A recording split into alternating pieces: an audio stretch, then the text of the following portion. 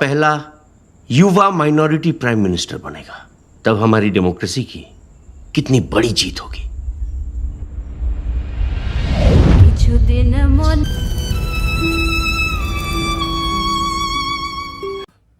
Last কিছুদিন ধরে আমাদের সোশ্যাল মিডিয়াতে যে জিনিসটাকে নিয়ে তোলপাড় হয়ে রেখেছে সেটার নাম হচ্ছে দ্য বেঙ্গল ফাইলস, যেটা বিবেক অগ্নিহোত্রী পরিচালিত ট্রায়োলজির third instalment movie, which is based on the 1946 pre independence riot in Kolkata, the great Calcutta killings যাকে বলা হয়। তো আজকের এই ভিডিওটাকে লেটস ডিসকাস কি এই মুভিজ এর অ্যাকচুয়াল স্টোরি লাইন্স কি, why there is so much pressure এই মুভিটাকে নিয়ে।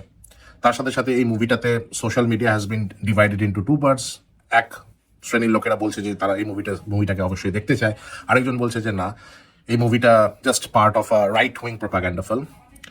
আর lastly, what is the possibility for the release on 5th of September, okay, and what can be its consequences.